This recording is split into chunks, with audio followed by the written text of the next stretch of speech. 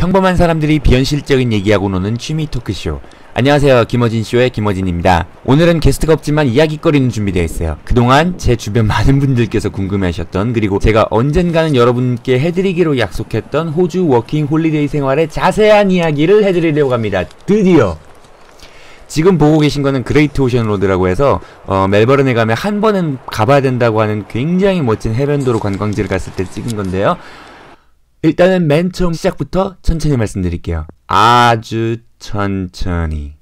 말은 빠르게 할 겁니다. 내용이 좀 기니까. 그러면 제가 호주를 왜 갔느냐? 이게 궁금하신 분들이 많을 것 같은데 사실 별거 없어요. 돈 벌러 간 거였어요. 자세히 말할 건 아니지만은 2017년 초에 제가 좀 금전적으로 많이 힘들었어요. 지금 당장 어디 취직을 해서 돈을 벌기 시작해야만 하는 상황인데 저는 그때 막 편의점 알바 하나 하는 걸로 겨우 버티고 있었고 막 mp3 한 곡 다운받아 듣는데 막 벌벌 떨고 그랬거든요. 그래서 뭔가 돌파가 필요한데 그러고 있었는데 동생이 그러는 거예요. 만약에 자기가 나였으면 당장 워홀부터 갔다고. 워홀 자체를 생각해본 적이 그때까지 없었거든요. 그래가지고 좀 알아봤는데 일본이나 영국이나 미국은 거기 가서도 왠지 여기처럼 고생할 것 같고 그래서 상대적으로 많이 안 갈 것 같은 게 어딜까 보니까 호주인 거예요. 그래서 호주를 가기로 했어요. 되게 우연하게 간 거예요. 멜버른으로 가게 된 거는 더 우연하게 간 건데 그건 좀 이따가 설명드릴게요. 호주를 가기로 결정을 하고 진행을 했는데 그 진행을 좀 극비로 했어요. 주변에 별로 알리고 싶지 않았어. 사실 이게 본질적으로 도피였거든요. 일단 조용조용히 계획을 짜서 준비를 했고 나중에 다 준비되면 말해줘야지 막 그렇게 생각하고 있었어요. 서프라이즈로 좀 놀래주고 싶은 것들도 있었고 그리고 이제 호주 간다고 공원하고 다닐 수 없었던 이유 중 하나가 비자가 생각보다 늦게 나왔어요. 신청 절차 자체는 원래 되게 간단해요. 근데 제가 바보같이 실수로 뭘 했냐면 생년월일에서 월이랑 날을 섞어서 낸 거예요. 11월 12일생으로 낸 거예요. 이거 안 되잖아. 그래가지고 그거 수정한다고 막 이메일 보내고 기다리고 답장 없어서 광화문 가서 호주 대사관 상담 창구 쫓아가서 다른 이메일 주소 받아서 거기로 다시 이메일 쓰고 어쩌고 저쩌고 막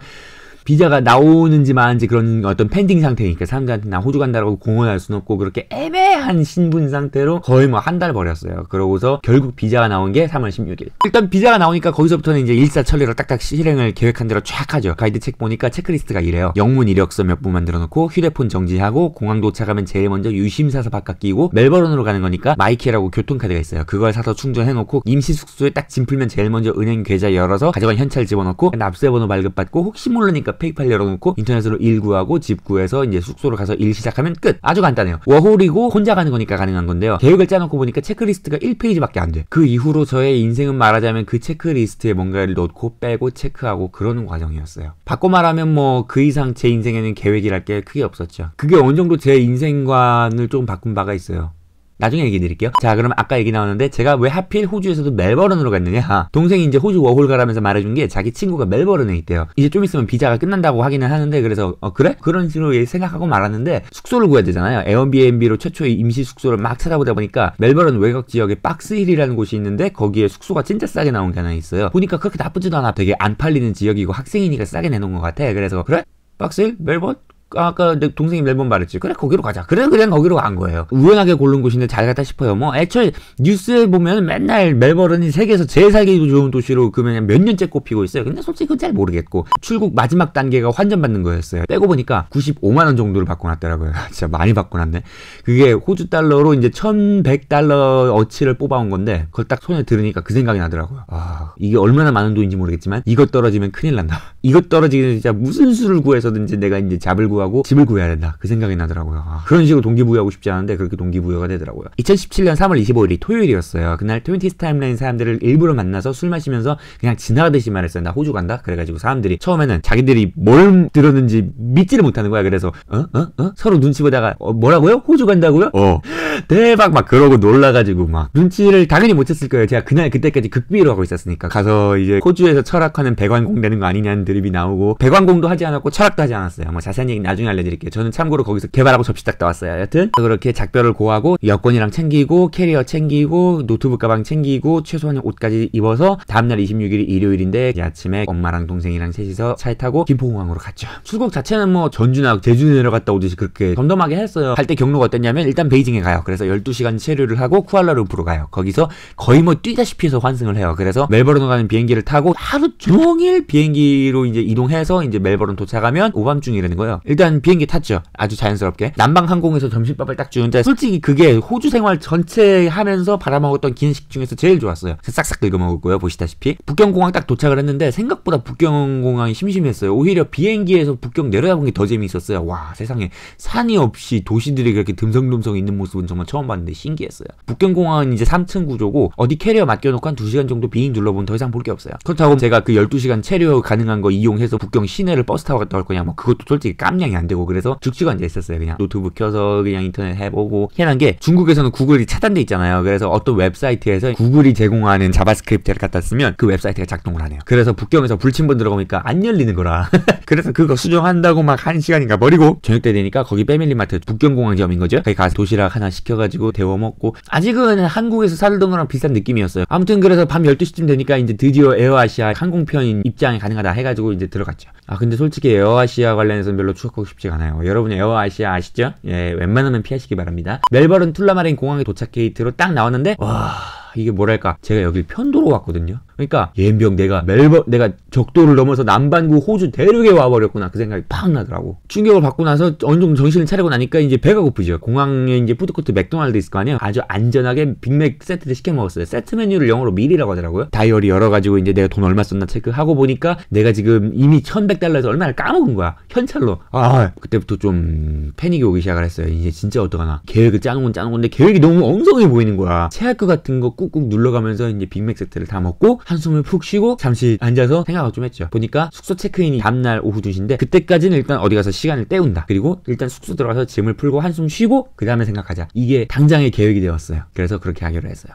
사실 미뤄놓은 거죠. 공항을 한번 둘러봤는데 여기서 죽치고 있을 게 없어.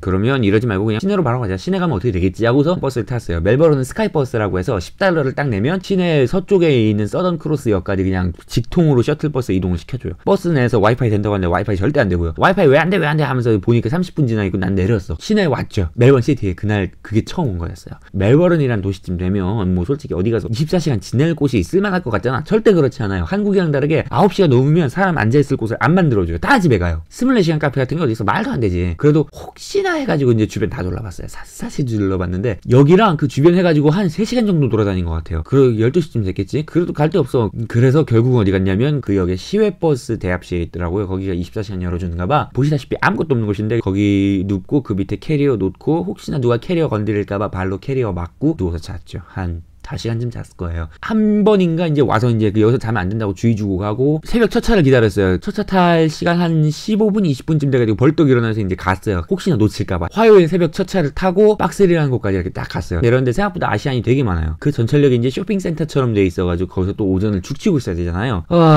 거의 뭐 자며 깨며 막 그러고 있었던 것 같아요. 어차피 유심카드는 사야 되니까 이제 그 주변에 이제 그 그로서리 가가지고 유심카드 20불짜리 떨컥 사고, 유심 개통도 사실은 간단해요. 바꿔 낀 다음에 한번 껐다 키면 되거든요. 근데 껐다 키면 된다는 걸 몰라가지고 이거 딱 끼워놓고 왜 개통이 안 되지? 왜 데이터가 안 되지? 이거 물어봐야 되는데 어떡하지? 아, 인터넷 안 되는데 와이파이 어디 있지? 그래서 막 사방간대게 돌아다니면서 와이파이 찾아다녔어요. 이렇게 저렇게 해보다가 껐다 켰어요. 그랬더니 딱 되는 거야. 그래가지고 지금 생각해도 그때는 정말 지쳐버렸어요.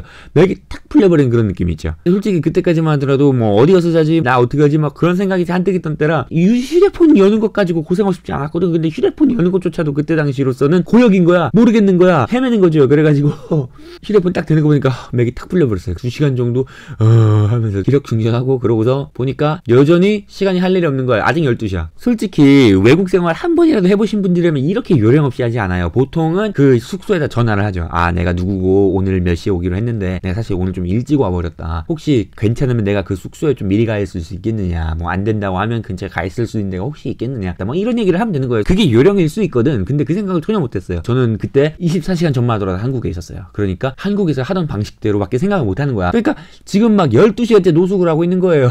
결국에는 그 다음날 하려고 계획했었던 통장 개설까지 그날 해버렸어요. 제가 이날 숙소 도착해서 페북에 그렇게 올렸잖아요. 여기 호주 도착해서 통장 열고 휴대폰 개통했는데 사용한 영어 단어가 오케이 리얼리 2마디밖에 없다. 근데 그게 진짜예요.